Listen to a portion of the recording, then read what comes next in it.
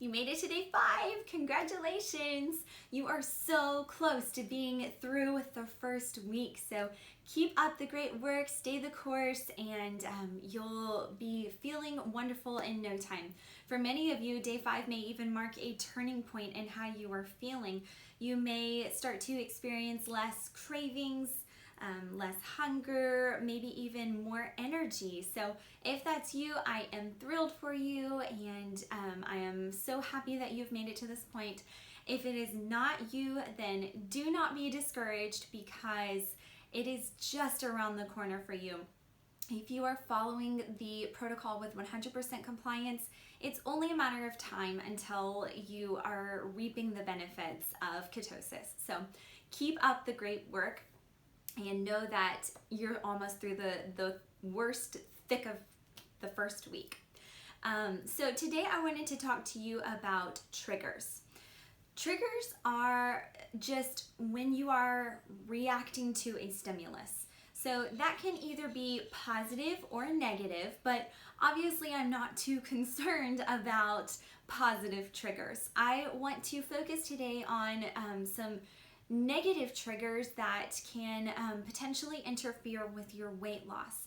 Triggers can come from multiple different sources. They can come from different sights, sounds, smells, locations, situations, maybe even people that you are around.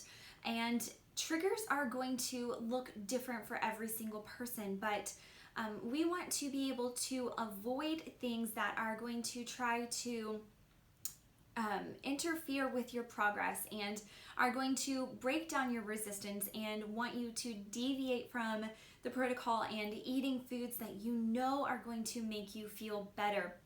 So since triggers are different for so many people and they can come from a vast amount of sources, I want to go over some ways that you can identify them and some ways that you can combat them. So I do have a more extensive list of ways to combat triggers and stress eating, emotional eating. I know that those things are huge in people's lives right now and always, but with COVID-19, there have been so many personal effects in people's lives in the way that the virus has affected you. So I have a much more extensive list of those ideas and suggestions on the member resources page of our website, palmhealthsolutions.com. So check those out. But right now I wanted to go over 2 main things that can set you up for success. So the first thing is that I want for you to check your surroundings. Be aware of them, whether you are at home or out eating in a restaurant.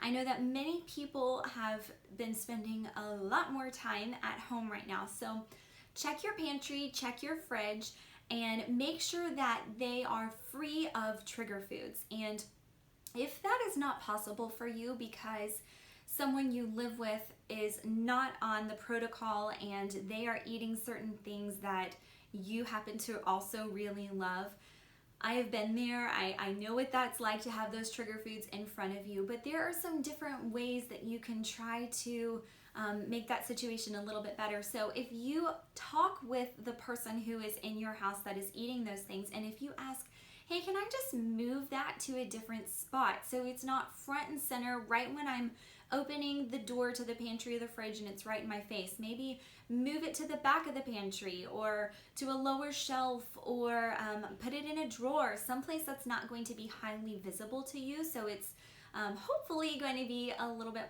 more of that out of sight, out of mind situation.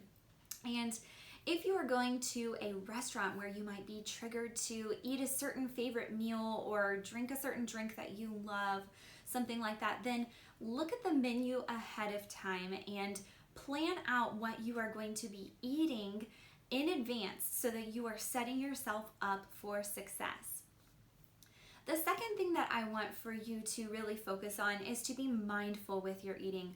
A lot of people can be very distracted when they are eating, and we have so many different things on our plate that we try to multitask, and that is a wonderful strategy, but if at all possible, do not do that with your food. If you are checking your emails on your phone and mindlessly eating a bag of chips in the process, before you know it, your bag of chips is going to be gone and you might still feel hungry because you were not aware of the fact that you were putting fuel into your body, and so it can have a whole bunch of psychological and emotional effects there, and also not aim to make you feel as physically full as you would hope. So we want you to identify what are those specific trigger moments for you. Is it going to a certain place? Is it smelling a certain thing? Is it seeing a certain sight or image, or being around a certain person? Obviously, we are not going to refrain from being around people that we care about, or that we work with, or that we just experience life with in different ways. But there are ways that you can set yourself up for success when you are going to be around them.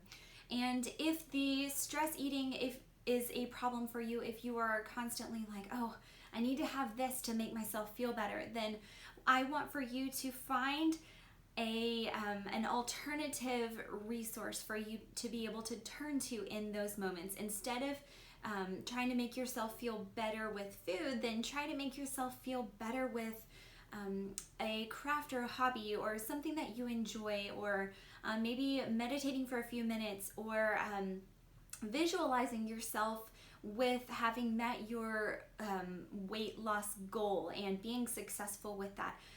Check out the member resources where I have a whole list of those suggestions available, and then hopefully you will be on the road to saying no to those trigger foods and being able to just combat them a little bit easier. So stay the course, be smart about your choices, be mindful of them, check your surroundings, and you will do great things. I will see you tomorrow for day 6.